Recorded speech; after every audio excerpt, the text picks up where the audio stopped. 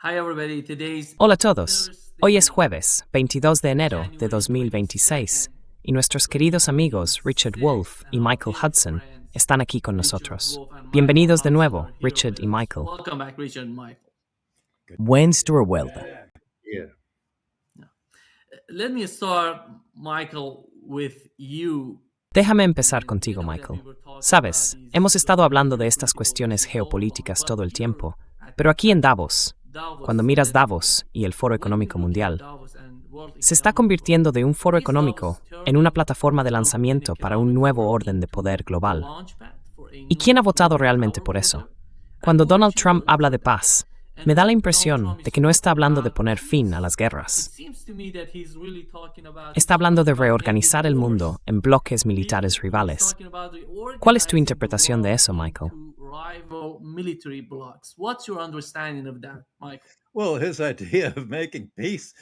Bueno, su idea de hacer la paz consiste en librar una guerra contra todos los enemigos. Y cuando los derrotas, hay paz porque la guerra ha terminado y ellos han sido vencidos.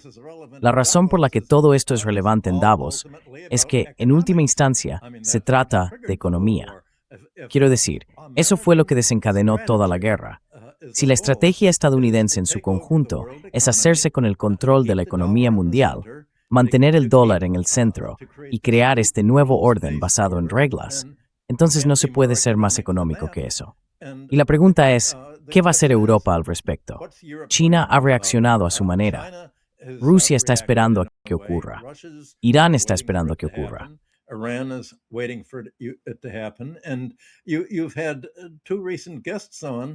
Y has tenido recientemente a dos invitados que han hecho un trabajo excelente explicando la importancia clave de Groenlandia en todo esto. Has tenido a John Hilmer y a mi amigo Craig Roberts diciendo que en realidad no se trata de elementos de tierras raras ni de minerales, porque esos minerales están enterrados bajo 1 kilómetro de hielo y glaciar, y no se va a poder acceder a ellos en bastante tiempo. Se trata del aspecto militar y del control del mar. Y no solo se trata de obtener el control de Groenlandia, como el 51º estado, sino que, como ha señalado el embajador de Estados Unidos en Islandia, también se trata de convertir a Islandia en el 52º estado. It's to make Iceland the 52nd state. There's no point in taking Greenland over militarily. No tiene sentido ocupar Groenlandia militarmente, a menos que también controles Islandia, porque entonces tienes una especie de línea marginal marítima. Tienes todo desde Canadá hasta Islandia y Noruega, todo en una línea. Y eso bloquea el acceso desde el Atlántico Norte al mar Ártico.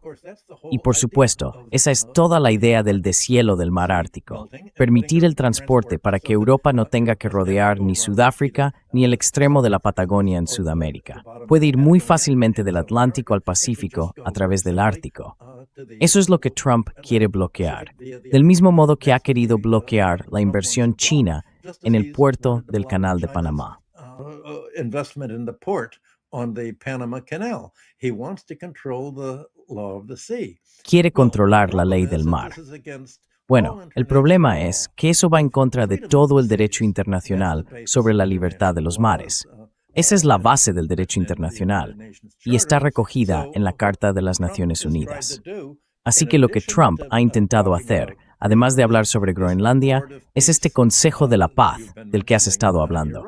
Y tienes razón, el Consejo de la Paz significa declararemos la guerra a todo aquel que no acepte la paz en los términos estadounidenses de paz, el nuevo orden de la Guerra Fría. Y Mark Carney pronunció ayer un buen discurso diciendo que toda esta idea de un orden basado en normas era una ficción. Solo están intentando manipularnos.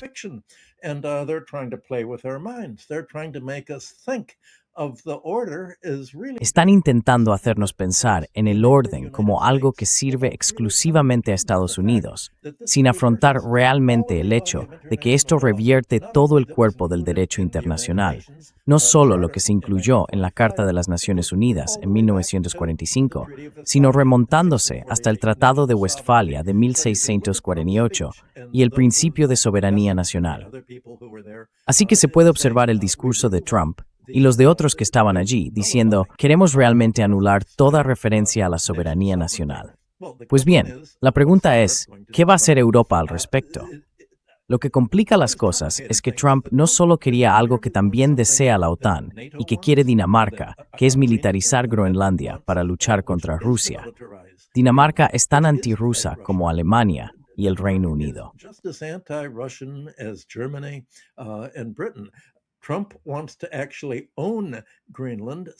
Trump quiere realmente poseer Groenlandia para poder decir que ha expandido Estados Unidos hasta el mayor grado desde James Polk en 1844, cuando se apropió de gran parte de México bajo el Destino Manifiesto.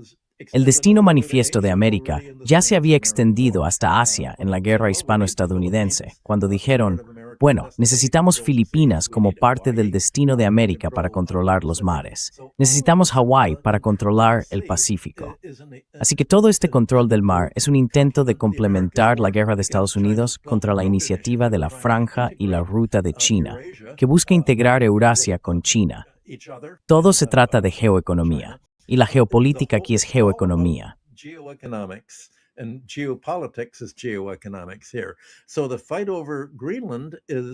Así que la disputa por Groenlandia es, en cierto modo, un paso hacia la toma de Islandia.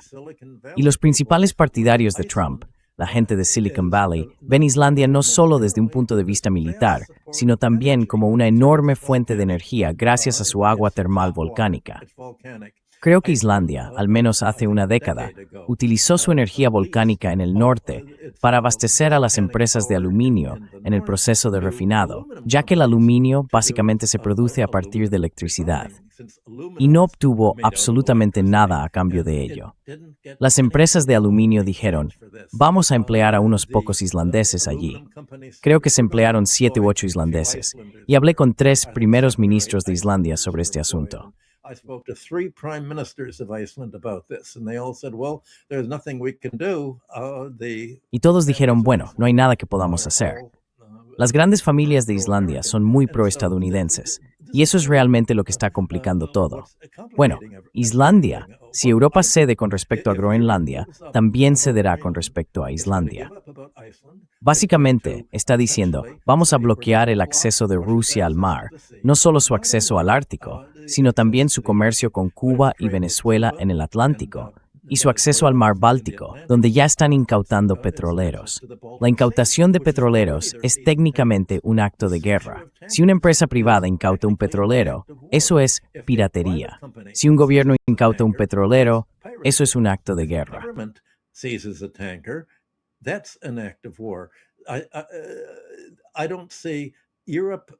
No veo que Europa esté respondiendo de ninguna manera para intentar detener esto. Por ejemplo, acudiendo al Tribunal Penal Internacional y acusando a Trump de ser un criminal de guerra. El Financial Times, de entre todos los periódicos, ha estado insistiendo una y otra vez. Aquí están todas las cosas que Europa puede hacer para bloquear a Estados Unidos.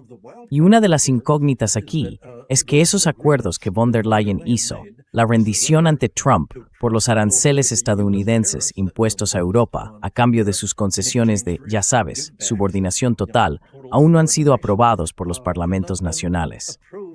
Y puedes estar seguro de que toda esta respuesta europea en los parlamentos nacionales los está frenando, creo, para no rendirse ante las exigencias de aranceles y concesiones de Trump.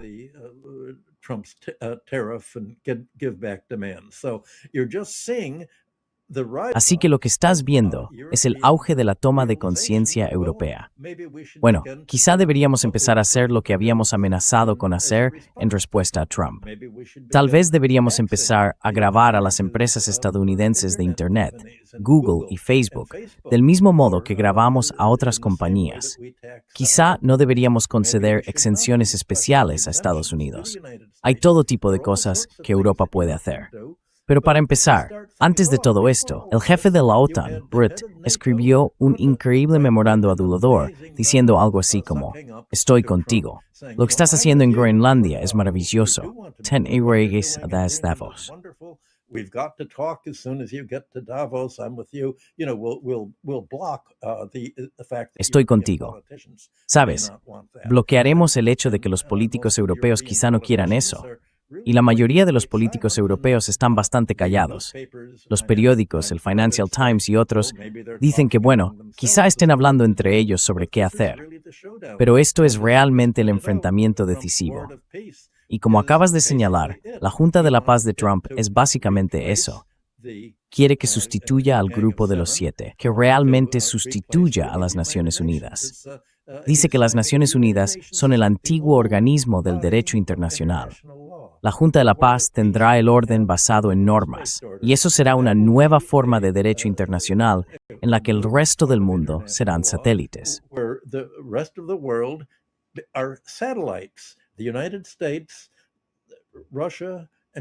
Estados Unidos, Rusia y China son realmente las tres potencias. Y la Estrategia de Seguridad Nacional dijo, bueno, tenemos que reconocer a la India y por supuesto a Japón. Bueno, Japón no es más que un satélite de Estados Unidos. Lo que está ocurriendo se parece mucho a cómo la Iglesia Católica se apoderó de Europa en el siglo XI. Tenían todo tipo de señores de la guerra, querían someter a Alemania, querían conquistar el cristianismo oriental desde Constantinopla, pero no tenían un ejército. Así que hicieron acuerdos, primero con Roberto Guiscardo en Sicilia y el sur de Italia, y luego con Guillermo el Conquistador.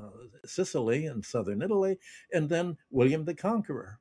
And they actually drew up contracts with each of these. Y de hecho, redactaron contratos con cada uno de esos líderes, diciendo, te haremos rey de Sicilia, rey de Inglaterra, y te reconoceremos a través de la Iglesia. Legitimaremos tu gobierno, pero tienes que firmar un contrato y darnos el control de todas las finanzas de las tierras eclesiásticas allí. La Iglesia era el mayor terrateniente y el principal centro económico y social de Europa. Y el dinero que se recaudaba con el óbolo de San Pedro, las contribuciones destinadas a ayudar a los pobres, en lugar de emplearse en gasto social, había que enviarlo todo a Roma.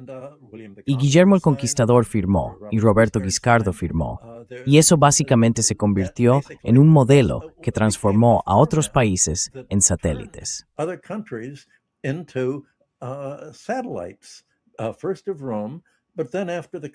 Primero fue Roma, pero después de que fracasaran las cruzadas, Roma perdió su poder, y todo ese control sobre los gobiernos pasó a la clase bancaria internacional. Fueron los banqueros quienes dijeron, ahora les decimos a los gobiernos que deben dar prioridad al pago de todas las deudas de guerra que nos deben, poner a los acreedores extranjeros en primer lugar, poner nuestro poder en primer lugar. Eso fue lo que les llevó a apoyar a los países parlamentarios protestantes, que estaban dispuestos a gravar a toda su población para pagar esas deudas. Y todo esto ya ha ocurrido antes. Cada vez, los gobiernos europeos se han rendido, pero esta vez no se están rindiendo ante un grupo financiero internacional abstracto.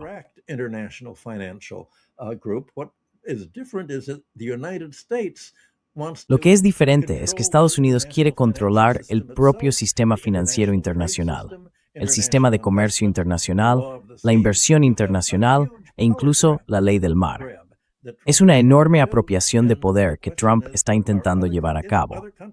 Y la cuestión es que si otros países no contraatacan, acabarán esencialmente en un mundo unipolar. Están desviando su gasto social hacia el gasto militar, intentando desmantelar a Rusia y China hasta que también puedan ser absorbidas por este sistema centrado en Estados Unidos. Esa es la Estrategia de Seguridad Nacional estadounidense que se publicó hace apenas un mes, y eso es realmente lo que está en juego en Davos ahora mismo.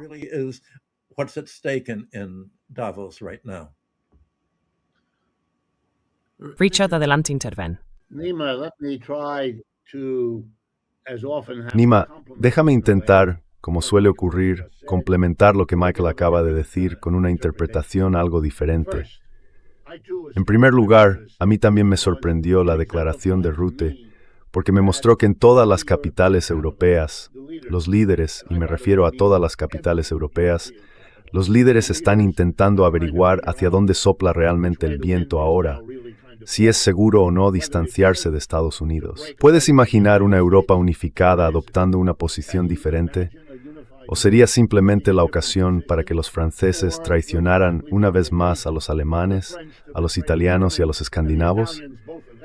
Todavía no han conseguido superar las consecuencias del Tratado de Westfalia. the results of the Treaty of Westphalia.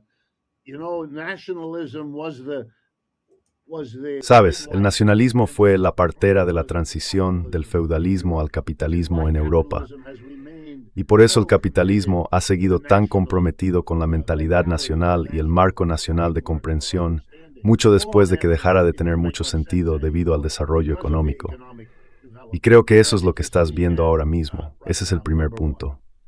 El segundo punto, según entiendo, la apropiación de Groenlandia tiene que ver totalmente con la lucha con Europa.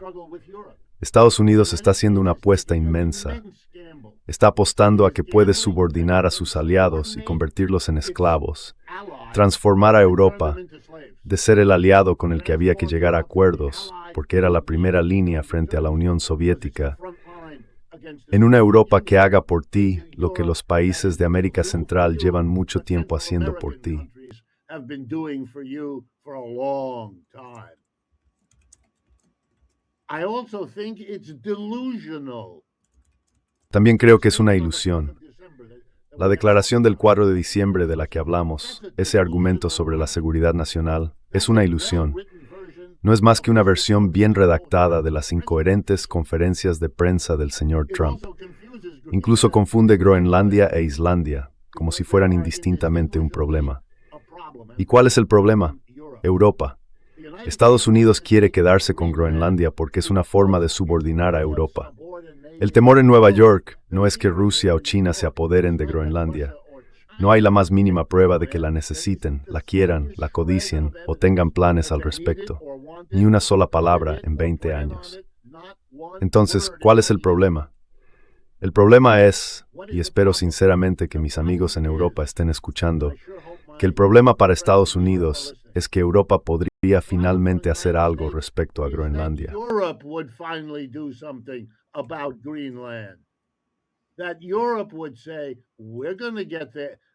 Que Europa dijera, vamos a obtener la energía que está disponible allí y vamos a conseguir las tierras raras o lo que sea que encontremos bajo el hielo a medida que se derrite.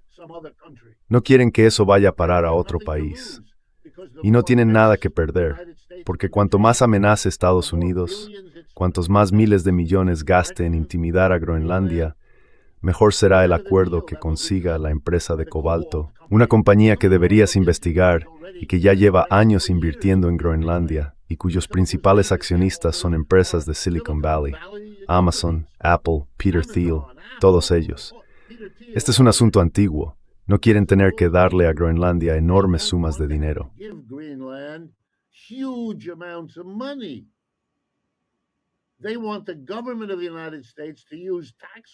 Quieren que el gobierno de los Estados Unidos utilice el dinero de los contribuyentes para intervenir allí y hacer suficiente ruido como para forzar un acuerdo mejor. Más bases para el ejército estadounidense, más inversión, tarifas más baratas que pagar, menos groenlandeses que contratar. Este es un juego muy antiguo de usar dinero público para subvencionar empresas privadas rentables. Y en este caso, con el objetivo añadido de no involucrar a los europeos, porque eso solo lo encarecería todo. Y ya han tenido que renunciar a una de esas opciones. El señor Trump dijo que no usará la fuerza militar. Bueno, eso es un problema. No lo había dicho antes. No quería tener que decirlo. ¿Qué lo obligó a hacerlo?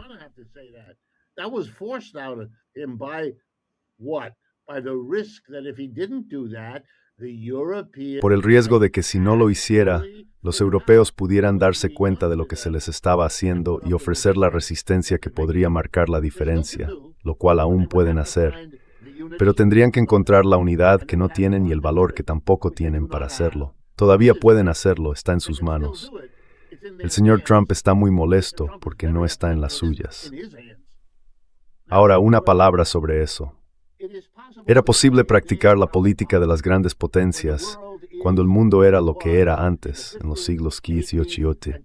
Ahora no se puede hacer eso. No vivimos en la era colonial, vivimos en la era anticolonial. La gran mayoría de la gente del mundo está comprometida con una forma de pensar anticolonial.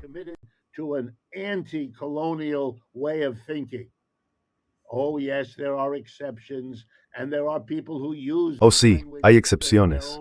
Y hay personas que utilizan ese lenguaje en su propio beneficio, por supuesto, siempre. Pero así son las cosas. Y si intentas llevar a cabo una actividad colonial en un periodo de sentimiento anticolonial, vas a fracasar. No solo vas a fracasar, sino que acabarás haciendo cosas que contribuyen a tu propio fracaso. Israel está intentando establecer un régimen colonial de colonos en Palestina. Eso se podía hacer en el pasado. Así fue como se creó Palestina en su momento.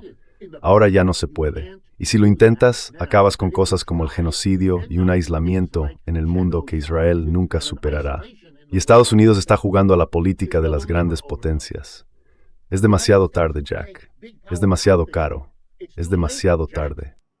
It's too expensive. It's too late. You're not strong enough to do it anymore. Ya no eres lo bastante fuerte a hacerlo. ¿Qué está cambiando el mundo? Estoy exagerando, pero quiero dejar clara la idea. Lo que está ocurriendo en el mundo no es una ruptura creada por el señor Trump. Con todo respeto, y no tengo mucho por el señor Carney, que él diga ahora que ha descubierto que los últimos 50 años han sido un engaño al mundo, significa que por fin se ha dado cuenta de lo que 50 años de análisis marxista del neoliberalismo explicaron mucho mejor que cualquier cosa que él haya dicho o escrito. Es otro más. Llegas muy tarde, Jack, para entenderlo. Lo que está alterando el mundo no es el señor Trump.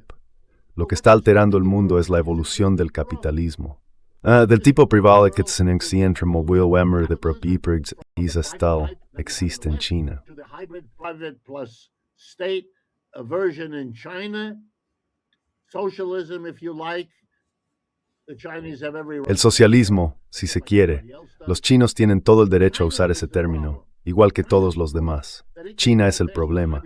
China es la prueba de que puede crecer más rápido que los demás y luego cosechar todos los beneficios políticos e ideológicos. Dios mío, ese es el asunto. No nos dejemos engañar pensando que el señor Trump, ese payaso, está intentando hacer frente, cosa que no puede, al desafío de China. No puede hacerlo. Sí, se anda por las ramas. Se apodera de petroleros. Michael tiene toda la razón. Está intentando averiguar hasta dónde puede llegar. Aprendieron en Ucrania que no muy lejos. Bien, ahora van a intentar otra cosa. Okay, now they're going to try something else. Even the interest in the ocean is because what they were. Incluso el interés por el océano se debe a lo que fueron capaces de hacer en tierra. Estados Unidos, esto es lo que lograron hacer. Perdieron la guerra de Vietnam, perdieron la guerra de Irak, perdieron la guerra de Ucrania. ¿Sabes qué? Esos son muchas derrotas. Cientos de miles de soldados estadounidenses no resolvieron el problema. No se trata de botas sobre el terreno, Jack. Se trata de China y de todo lo que representa. El núcleo del crecimiento económico se ha desplazado de occidente a oriente. Ese es el problema. Y hasta que no se elabore un plan para afrontar eso, y Estados Unidos ni siquiera ha empezado a hacerlo, están, si me permites, jugando en los márgenes. ¿Podrías provocar una guerra mundial? Por supuesto. Could you provoke a world war? Of course. Does it have to be taken seriously? Yes, and we try to do that. ¿Hay que tomárselo en serio? Sí, y eso es lo que intentamos hacer en este programa. Pero no nos dejemos engañar por lo que ellos consideran un espectáculo conmovedor. Estaban todos entusiasmados, se levantaron y le dieron a Mark Carney una ovación de pie porque fue el único que dijo algo que sonaba a valentía. Vaya, el señor Carney tuvo el valor de decir que ahora quiere que sepamos una vez más lo que durante 50 años los marxistas y otros más allá de los marxistas fueron capaces de enseñarnos sobre la globalización neoliberal, que ha sido criticada desde el principio. Lo que ocurre es que banqueros como el señor Carney no leen la literatura pertinente. Creen que están por encima de eso, así que pueden descubrirlo 50 años después.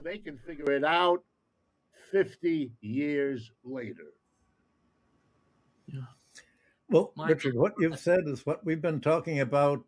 Bueno, Richard, lo que has dicho es lo que llevamos hablando entre nosotros, supongo, desde hace más de un año. Y ha estallado en Davos de una manera que si hubiéramos intentado preverla, la gente habría dicho que estábamos exagerando enormemente. Pero ahí es donde apuntan las tendencias. En una economía que se polariza, la tendencia naturalmente se va a los extremos. Todo lo que tenemos que decir es que, Si hay un desequilibrio en la economía, un desequilibrio orientado a concentrar toda la riqueza del mundo en Estados Unidos y no dejar nada para otros países, especialmente los fuertes como Rusia y China, entonces todo esto no es más que el desarrollo natural de esa situación.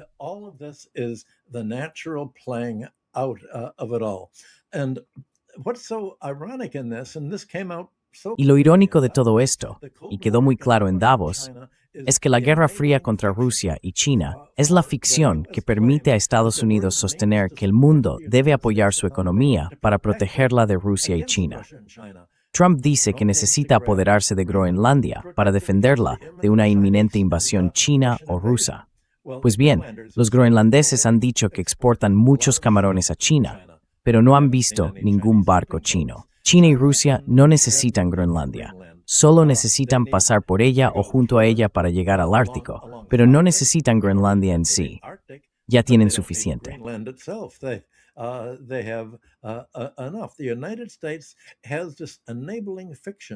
Estados Unidos mantiene esta ficción habilitadora que intenta moldear la narrativa, y esa narrativa es la que en los años 60 se llamaba Tío Pardillo.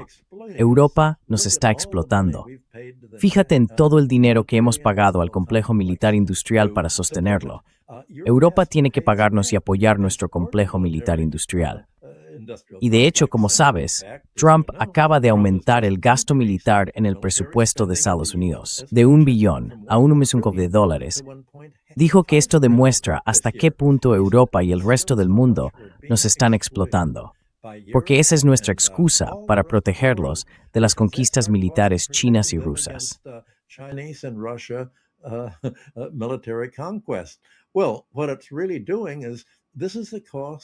Bueno, lo que realmente está haciendo es mostrar el coste de intentar impedir que Europa y los países occidentales se orienten hacia las economías de más rápido crecimiento del mundo, Eurasia o el continente asiático, es decir, Rusia y China.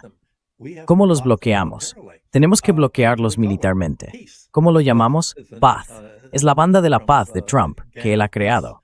Así que el agresor en toda esta narrativa no es Rusia ni China. Ellos simplemente quieren su propia soberanía. Quieren ser independientes de la capacidad de Estados Unidos para convertir el comercio en un arma, para convertir el dólar en un arma, para convertir las finanzas internacionales en un arma, para convertir en un arma el sistema bancario de mensajería SWIFT y todo eso.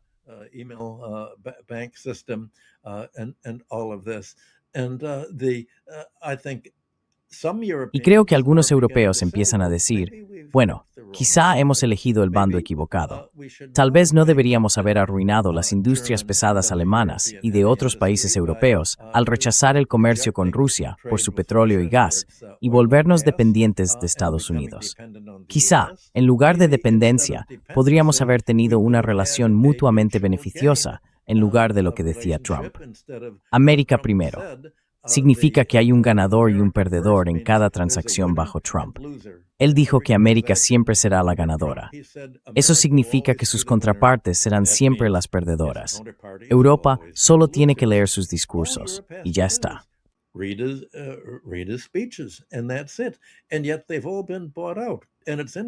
Y sin embargo, todos han sido comprados. Es interesante que los invitados que has tenido en este programa y que han sido más explícitos hayan trabajado antes para el gobierno de Estados Unidos. Y al trabajar para el gobierno, todos se han sentido sorprendidos por lo que encontraron. Paul Craig Roberts, cuando trabajaba en el Departamento del Tesoro, descubrió, bueno, como me ha contado una y otra vez, que Estados Unidos simplemente compraba a políticos extranjeros con pequeños sobres blancos llenos de dinero. O, en lugar de hacerlo directamente, creaban organizaciones no gubernamentales como el German Marshall Fund y el Atlantic Council, que respaldaban sus carreras y los promocionaban hasta que aparecían los Tony Blair y los Macron en el poder por toda Europa, sabiendo perfectamente de qué lado les conviene estar en todo esto. Their bread is buttered on for all of this. And that's what the US has created. Y eso es lo que ha creado Estados Unidos. ¿Y dónde están los políticos europeos que se oponen a esto? Pues bien, son los partidos nacionalistas, pero son partidos de derechas que básicamente están de acuerdo con todo este plan financiero que Richard ha descrito con toda razón. Este es realmente el plan estadounidense de explotación. Es un plan financiero, es el plan de los capitalistas financieros. Simplemente dicen, queremos nuestra parte, estamos de acuerdo contigo, Trump. Somos antilaborales, queremos mantener los salarios bajos. Queremos que todo el excedente económico de la economía vaya a nosotros, no a nuestra propia economía interna, no al gasto social, sino a nosotros mismos, para generar riqueza de forma financiera, no industrial. Todos están a favor de eso. Solo quieren su trozo del pastel.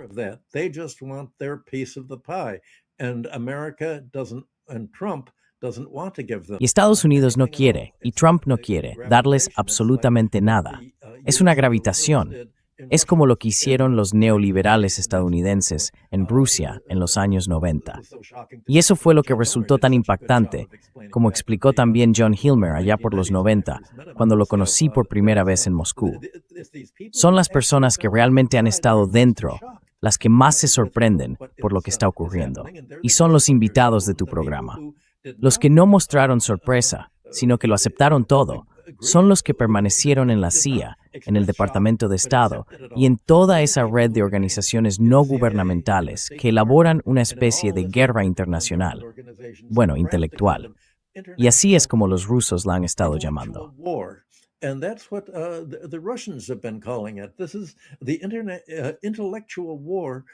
La guerra intelectual trata de moldear cómo el resto del mundo percibe lo que está ocurriendo. ¿Cuáles son los factores causales? ¿Cuál es el contexto de todo esto? Y si crees que el contexto es que Estados Unidos está defendiendo la democracia frente a la autocracia, cuando autocracia significa países que no están privatizando las necesidades básicas ni los servicios públicos, sino que los mantienen en el dominio público para ofrecer servicios a precios subvencionados, en lugar de privatizarlos para obtener beneficios, resulta que la verdadera autocracia está en la democracia estadounidense. Los gobiernos que realmente representan los intereses de elevar a la población en su conjunto, su nivel de vida, su productividad y su crecimiento industrial son Rusia y China.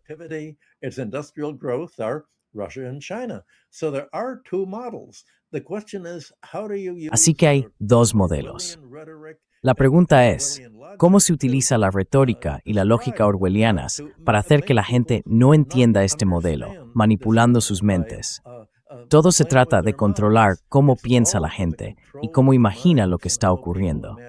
Y en eso se han convertido la política europea y también la estadounidense, en la línea de lo que Richard acaba de mencionar.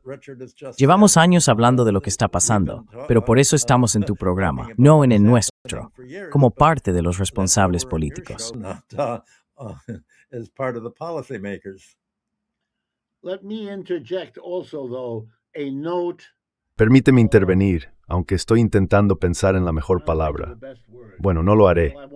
Déjame simplemente explicar lo que quiero decir. Este proyecto del que hemos estado hablando y que Michael nos recuerda con elocuencia una vez más, como ha hecho en el pasado, y estoy de acuerdo con él, por eso tenemos la relación que tenemos, no creo que esté teniendo éxito. Creo que está fracasando.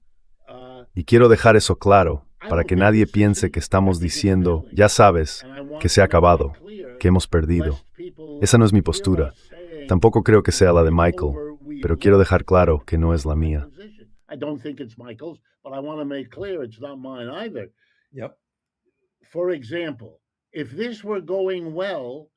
Por ejemplo, si esto estuviera yendo bien, y quiero dejarlo claro, no tendrías a la ciudad de Minneapolis decidiendo, y he leído el comunicado de prensa del Consejo Central de Trabajadores de la AFL-CIO de Minneapolis, que publicó una declaración el 16 de enero convocando a una huelga general en la ciudad, programada para mañana 23 de enero, para protestar contra el uso del nuevo Ejército Especial de Estados Unidos, ICE, contra la ciudad en su conjunto. Y lo están haciendo en clara cooperación con el alcalde y el gobernador del estado y de la ciudad. Minneapolis es una gran área urbana del medio oeste de Estados Unidos. Una huelga general. No hemos tenido una convocatoria seria de huelga general en muchas décadas en este país. Y si quieres saberlo, ¿lo hicimos alguna vez?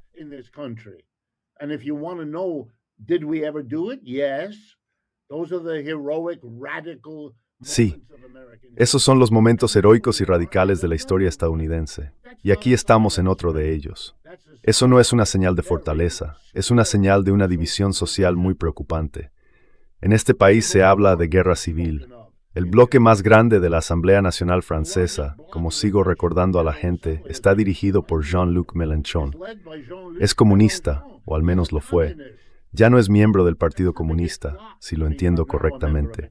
Ahora es el líder de la France Insoumise, que es el elemento principal de una coalición de todos los partidos de izquierda. Y ese es un hecho importante. Los partidos de izquierda que estuvieron enfrentados durante décadas en Francia, como suele ocurrir en gran parte de Europa y más allá, fueron capaces de unirse. Reconocieron una etapa nueva y diferente.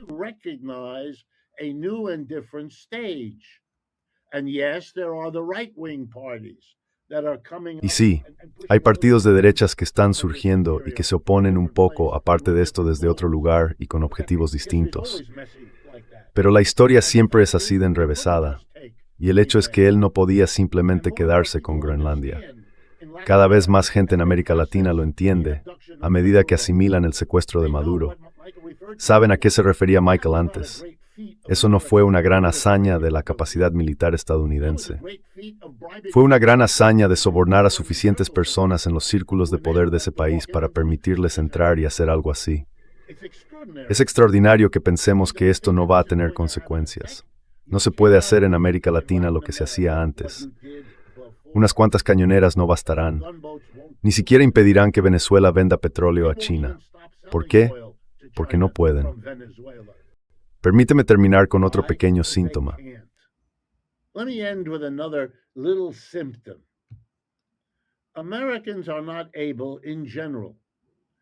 Los estadounidenses en general no pueden comprar vehículos eléctricos de China. Esas famosas camionetas y coches de BYD de los que he hablado y de los que otros también han hablado. BYD ganó la competencia para producir los mejores y más baratos vehículos eléctricos.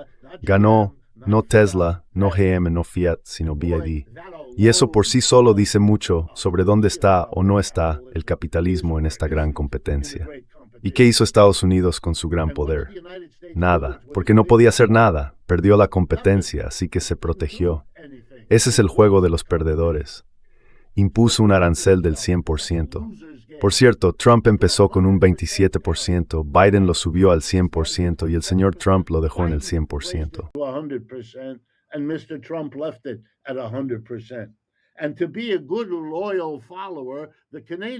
Y para ser un buen y leal seguidor, los canadienses también impusieron a China un arancel del 100% sobre los mismos coches y vehículos eléctricos. Hasta la semana pasada, cuando el señor Carney, con el sombrero en la mano, fue a China y dijo, «Oh, por favor, ¿podrían ayudarnos a liberarnos de nuestra dependencia de Estados Unidos?» «Oh, claro», respondió Xi Jinping. «¿Qué te parece esto? Compraremos vuestro aceite de colza de Saskatchewan y ayudaremos a vuestros agricultores y vosotros elimináis la barrera a nuestros vehículos eléctricos». El señor Carney redujo el arancel del 100% al 6,1%. Eso se llama una reducción, y grande. Y así acordaron que habría 49,000 vehículos BYD o vehículos eléctricos procedentes de China cada año.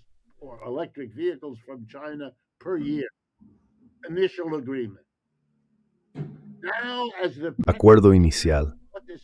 Ahora, a medida que la prensa descubre lo que esto significa, se hacen la pregunta que deberían haberse hecho antes. ¿Por qué en Texas, Arizona y Nuevo México se ven coches B en las autopistas estadounidenses?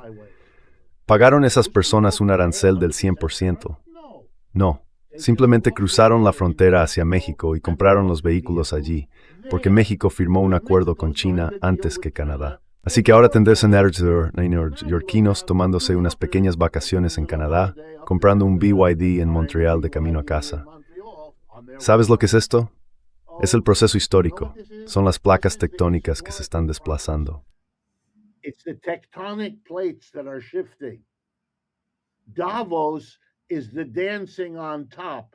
Davos es el baile en la cima, pero no puede controlar, apenas puede reflejar lo que ocurre debajo.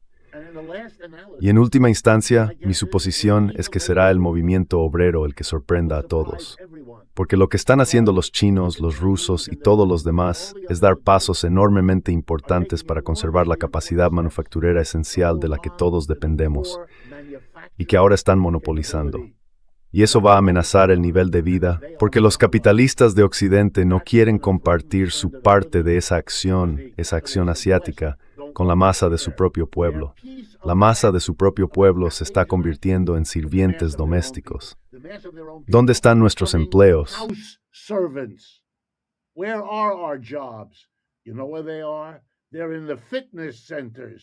¿Sabes dónde están? Están en los gimnasios de Occidente. Están en el ámbito personal. Bueno, ya sabes, si esto fuera Gran Bretaña hace 200 años, serían ejércitos de sirvientes personales, como los que solían tener los ricos británicos. ¿Recuerdas la última película británica que viste, con algún rico llegando a un magnífico castillo y todos los sirvientes alineados en la entrada, listos para recibir al nuevo amo?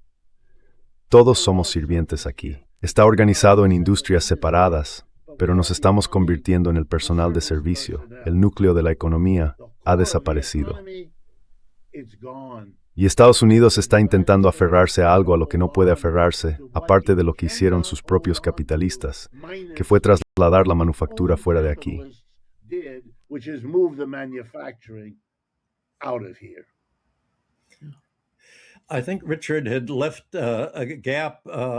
Creo que Richard había dejado un hueco, una pausa, en lo que estaba diciendo, donde esperaba que yo interviniera para hablar de Minneapolis. Y no lo hice, pero él y yo ya habíamos hablado de esto antes, porque yo nací en Minneapolis.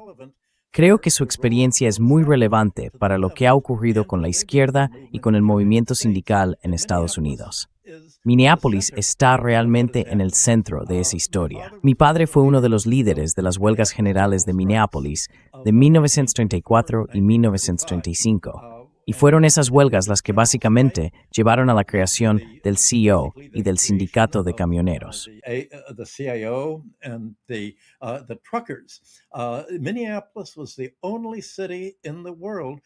Minneapolis era la única ciudad del mundo donde unirse a los trotskistas, el Partido Socialista de los Trabajadores, era en realidad una vía para progresar en la carrera profesional.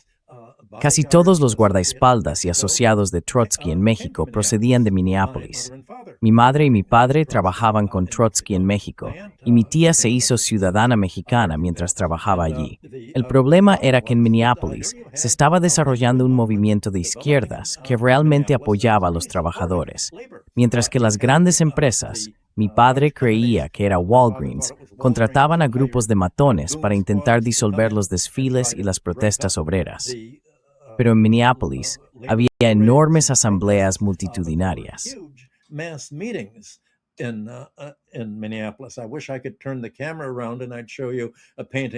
Ojalá pudiera girar la cámara y enseñarte un cuadro que pintó mi tía Jerry.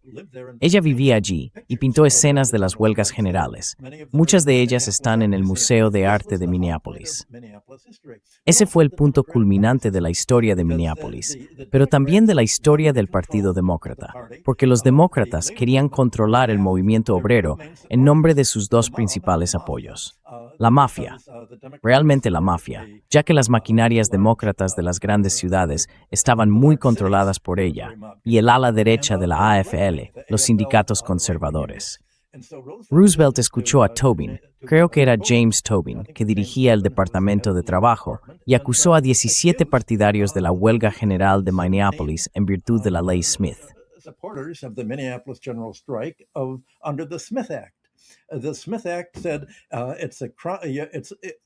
La Ley Smith establecía que era un delito promover el derrocamiento del gobierno de los Estados Unidos por la fuerza y la violencia. Pero los trotskistas y los sindicatos en realidad estaban protegiendo Minneapolis de la fuerza y la violencia de los matones que las empresas antilaborales enviaban, junto con los derechistas y las fuerzas federales del Partido Demócrata, igual que lo que está ocurriendo hoy. El día antes de Pearl Harbor, en 1941, mi padre y los otros 16 miembros de los trotskistas fueron condenados en virtud de la Ley Smith. Los partidarios de la ley Smith no eran solo la derecha. El Partido Comunista también la apoyó, porque los sindicatos de Minneapolis estaban manteniendo al Partido Comunista fuera del movimiento obrero, ya que era estalinista. Y esa es una de las razones por las que ha habido una división tan grande entre los trotskistas y los estalinistas.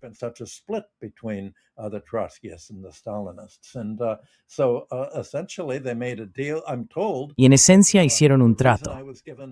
Me dijeron que la razón por la que me dieron una autorización de seguridad tan alta fue porque Roosevelt hizo un trato con Stalin, que él lucharía contra los sindicatos y el apoyo obrero en Minneapolis si el Partido Comunista prometía no hacer huelgas durante la Segunda Guerra Mundial y el aumento militar que tanto Roosevelt como Stalin sabían que se avecinaba.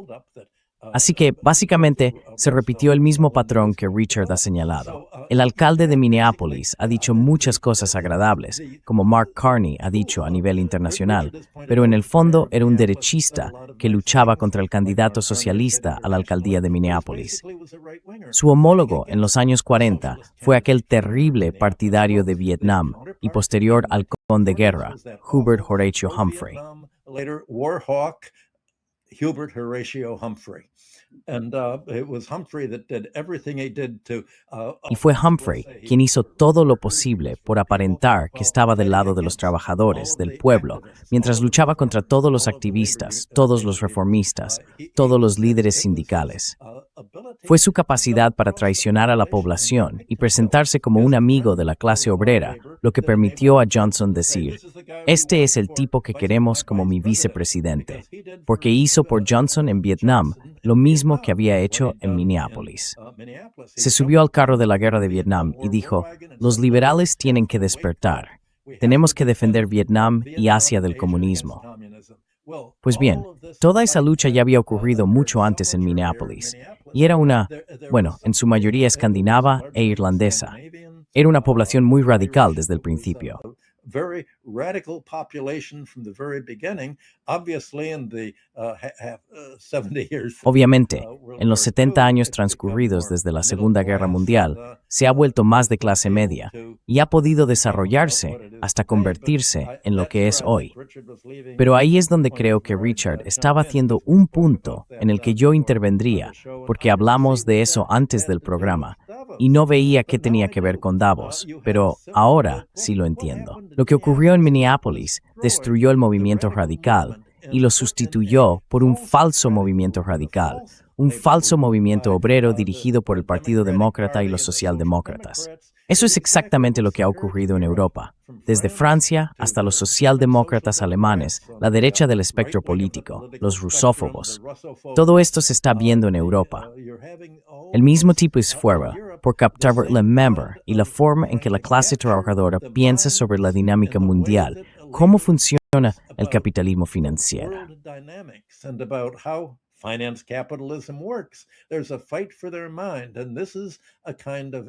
Hay una lucha por sus mentes, y se trata de una especie de guerra intelectual y mental que va de la mano con las formas asimétricas de guerra que estamos viendo en todo el mundo en este momento.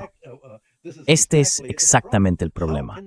¿Cómo puede haber, en Europa, una comprensión de lo que estamos hablando cuando la izquierda ha sido tan absorbida por los partidos de derecha socialdemócrata que solo los partidos nacionalistas de derecha dicen, básicamente, quizá deberíamos volvernos hacia Rusia y China y no apoyar a Ucrania, ni entrar en una guerra que está utilizando todo nuestro dinero solo para respaldar la lucha por la hegemonía centrada en Estados Unidos?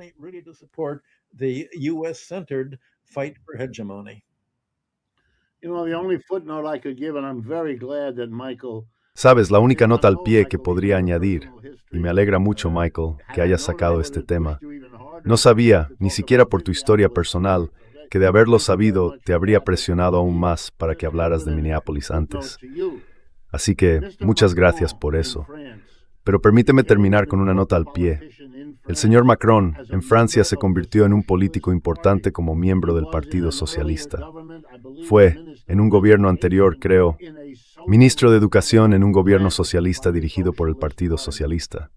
Sea lo que sea que signifique socialismo, puede verse florecer en el vacío absoluto del señor Macron, cuya popularidad en su propio país rivaliza con la del señor Trump aquí. Otro ejemplo, el señor Starmer.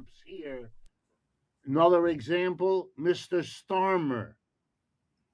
You know, the Labour Party once called itself a socialist party. Sabes, el Partido Laborista una vez se autodenominó un partido socialista en Inglaterra. Él es el líder del Partido Laborista. La razón por la que lo dirige es que encabezó la destrucción de Jeremy Corbyn, quien sí es socialista, utilizando una falsedad fabricada en torno al antisemitismo, muy parecido a cómo el gobierno de Trump lo usa para encubrir una agenda completamente distinta que no tiene absolutamente nada que ver con el antisemitismo. Es extraordinario cuánto de lo que se intenta no está funcionando. Y creo que la mayoría de las clases trabajadoras en Europa tienen cada vez más claro que los líderes, especialmente aquellos que se presentan como antiguos izquierdistas, dirigentes obreros o socialistas, han traicionado todo lo que eso significa. Have betrayed whatever that means, and so you're building the base. Así que estás construyendo la base para un cambio radical, que es lo que creo que vamos a ver en Europa. Va a haber, y eso es creo, lo que temen von der Leyen y todos los demás. Es lo que Michael dijo al principio, apostaron por el caballo equivocado. Obtuvieron muchas ganancias durante muchos años con esa apuesta, así que no pueden soltarla. Pero ahora va a ser su final político, no el comienzo de nada. Y eso es, creo, lo que estábamos viendo en Davos.